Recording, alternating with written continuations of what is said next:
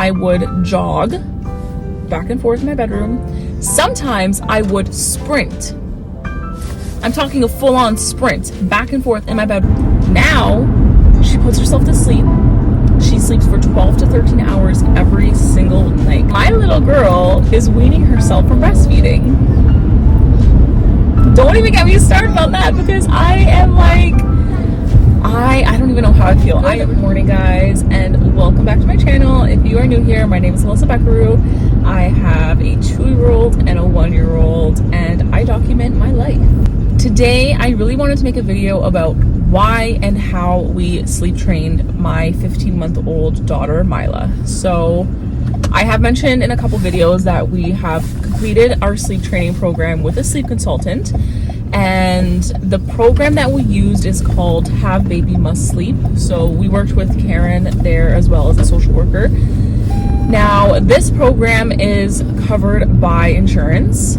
I only got about half of it covered by insurance, but that was my fault. Our kids were not added onto Jermaine's insurance through his work. We just hadn't really got around to it, and we didn't really see the point because we weren't bringing them to any like dentist appointments or like chiropractor or massage or anything like that. So we figured we wouldn't add them on until we needed them on. So we added them on a bit too late, and as of right now, only half of what we paid for got covered, but that's my fault.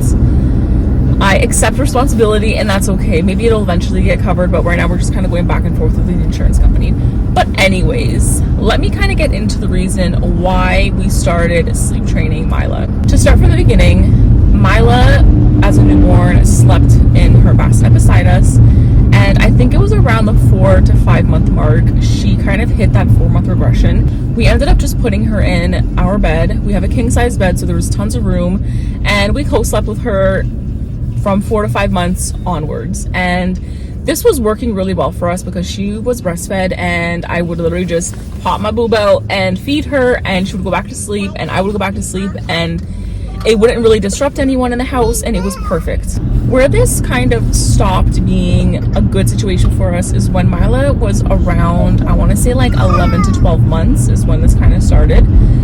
And basically what happened was she would wake up, she would want to breastfeed, and she would want to stay latched on pretty much all night. And when I did unlatch her and take her off my boob, she would wake up crying. So she essentially was using me as a pacifier all night long. She would have multiple wake-ups throughout the night. I would have to stay in one position all night. My back would be killing me. It would wake up Jermaine. It would disrupt Leo's sleep, and it was just not good going forward. So we kind of just dealt with that for a few months. Prior to sleep training, the way that we would get Mila to go to sleep, and this is not me being dramatic, I would hold her and I would breastfeed her first, and then I would walk back and forth in my bedroom. Sometimes I would jog back and forth in my bedroom. Sometimes I would sprint. I'm talking a full-on sprint back and forth in my bedroom, because that kind of rocky movement, she really likes being in the car. She would always sleep in the car, so she really loved that rocky movement. So I would have to do that, walk, run, jog back and forth in my room every single night in order for her to fall asleep. After doing that, sometimes it would take as much as 45 minutes. Like, I'm not even joking. Like, this sounds like a joke right now, because this is insane. This is what I did for like 4 or 5 months straight. Once she was asleep in my arms, I would carefully transfer her into her crib, and she would be asleep. Sometimes she would immediately wake up and start crying, and I'd have to repeat the process. On the nights that she did stay asleep in her crib, she would sleep for 2, maybe 3 hours. 3 hours would be pushing it. But I always knew that as soon as I put her in her crib and she was still asleep, I would immediately have to run to take a shower, take a 5-minute shower, because I knew that she was going to wake up soon. I had no time for myself in the evenings. My evenings kind of revolved around me just waiting for her to wake up so that she can come into our bed and I can breastfeed her to sleep again and kind of take it from there. I had no time to myself at night whatsoever. Another thing too, some nights, if we waited too long to get her from her crib, she would take a good 2 hours to go back to sleep. There were some nights before we did sleep training where we would literally run to get her in her room and she was just up for too long, and then it would take her 2 hours to fall back asleep. So at that point it would be like 10 o'clock, let's say, and we would be trying to put her to sleep, both me and Jermaine, for 2 hours, and then finally she would pass out at like 12 or 1 o'clock in the morning. And it was just crazy. Like, enough is enough at a certain point, and we knew we had to make a change for kind of like our own mental health, for our own sanity, and also for Mila, because obviously she was very tired. She was sleeping less than Leo was, and she requires more sleep than Leo, obviously. Even her daytime naps were a disaster. She would always have to co-sleep with me in bed, so nap times were horrible for me. There were so many days where I would just break down in tears because it was so hard to put them to sleep. I had to rock Leo and rock Mila. Obviously I can't rock them both at the same time, so some days I would try to put down Mila first, and on the off chance that she actually slept in her crib for more than 10 minutes at a time, I would use that time to quickly put Leo down for his nap. And that was also a whole struggle, because sometimes I would put him in his crib and he wouldn't be fully asleep, and then he'd wake up crying and he would wake up Mila.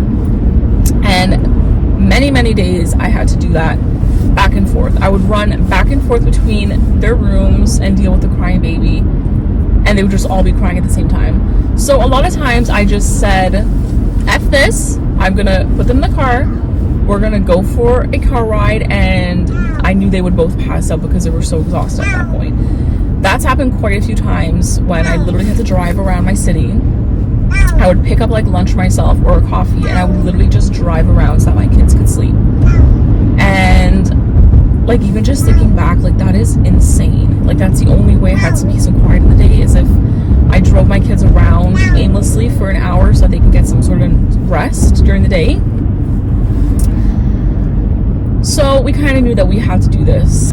We went ahead and we called the sleep consultant. We had our initial consultation, and right away I liked her. She seemed very knowledgeable. She was also a mom of 2 young boys, and if you check their reviews on Google, every single one of their reviews are 5 out of 5 stars, and there's like nothing but good things said on there.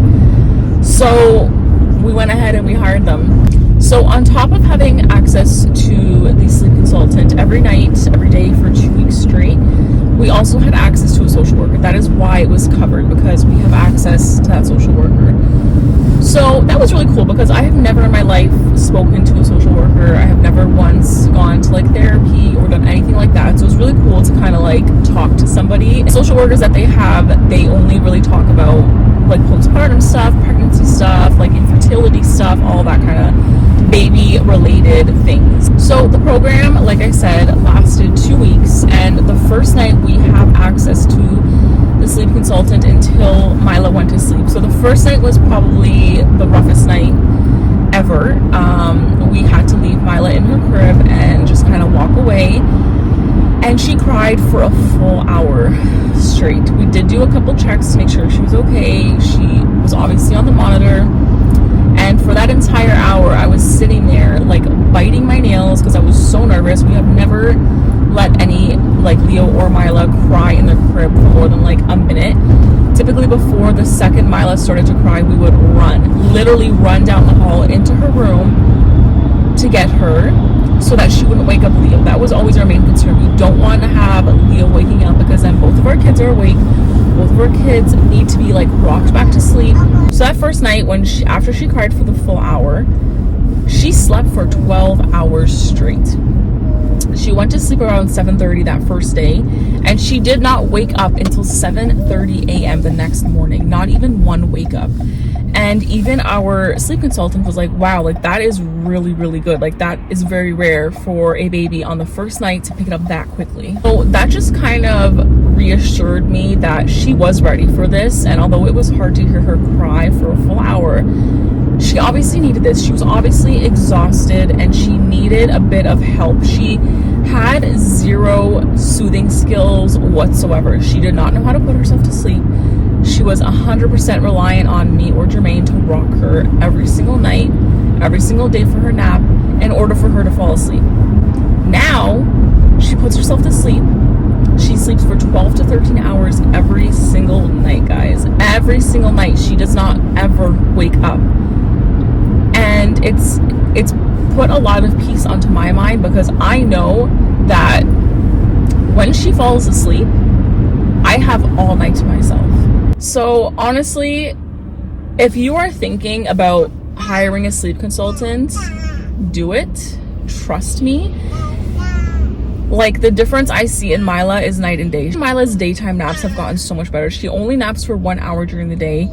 But after talking to the social worker and the sleep consultant, we realize it's because she's been sleeping for 12 to 13 hours at night, that her body is just physically not capable of sleeping any more than 1 hour, because at her age group right now, 14 to 15 months, they should be sleeping, I believe it's a total of 13 to 14 hours in a 24-hour period. So she is maxed out on her sleep, which is why she only sleeps for an hour during the day.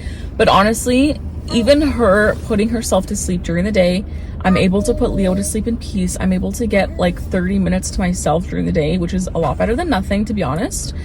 And it's just been amazing. It's made my days so much better, knowing this is their nap time, this is when she's going to wake up, and everything is very structured and calculated and on a routine now. The sleep consultant largely bases wake up times due to wake windows, if that makes sense. So a lot of their education is wake windows, and for Mila, her wake window is 5 hours. So if you are having trouble with your child sleeping throughout the night, I would definitely recommend looking up what their wake window is, because a lot of times we try to put them to sleep a little bit too early and they're not tired enough. A lot of times if we put them to sleep too late and they're awake for too long, they're going to be overtired, and it's going to take them a lot longer to put themselves to sleep. So for Mila, for example, her wake windows are 5 hours. So she wakes up typically around 7:30 every single morning, and she is asleep by 12:30. She'll sleep roughly from 12:30 to 1:45, and whatever time she wakes up, I count 5 hours from then, and that is when she goes to sleep. And that has honestly been working so well. It's been probably close to a month now that we started sleep training, and it has just made the world of a difference, guys, honestly. So now that Mila is 100% fully sleep trained, she knows what she's doing and I know what I'm doing, I have noticed a couple differences in her, like, personality wise. Number one, my girl is so much more independent and that kind of hurts my heart. I guess because she doesn't really need me to put herself asleep, she realizes that she can do a lot more things by herself. And the second thing I noticed is my little girl is weaning herself from breastfeeding. Don't even get me started on that, because I am like, I don't even know how I feel. I originally wanted to breastfeed her up until 12 months, and 12 months has come and gone. And after that, I kind of thought, let me try to make it to 2 years. And I would stop at 2 years. But she is weaning herself. So now she doesn't breastfeed at all at night. She just breastfeeds sometimes before bed. Sometimes she doesn't even ask for it. Recently, she's really only been breastfeeding 3 times a day, maybe. And that's it. And 3 times a day only on one boob, only for like 2 minutes. Like, I feel like it's more of like a comfort thing than anything. And I've noticed that my milk supply has significantly dropped, like majorly dropped. And I kind of had a feeling that this would happen. At the beginning, I was really stressed out about it. I was like frantically pumping at night, before I went to sleep, in the morning, and now I just kind of come to terms with it that she got all she needed from me in terms of breastfeeding. She breastfed for 15 months and she's still not done. I honestly don't see her going longer than another month or so, to be honest, because just the way that she's been weaning off so quickly. So it's just been an adjustment, I guess, to get used to, because I'm so used to breastfeeding her. That is kind of our story and how sleep training went for us. Again, if you guys have any questions, please leave it in the comments down below, or if you have any comments on the whole process. I know sleep training is kind of controversial, which is why we weren't really too sure about it at the beginning, but honestly, It's been life-changing, and my family really, really needed this whole experience in order to kind of move on to the next step of our lives. As always, guys, thank you so much for watching. I'm so glad that you watched this video. If you made it to the end, if you did make it to the end, make sure you guys leave me a comment or a thumbs up or subscribe. That would be amazing. We hope you have a great day, and we'll see you soon. Bye.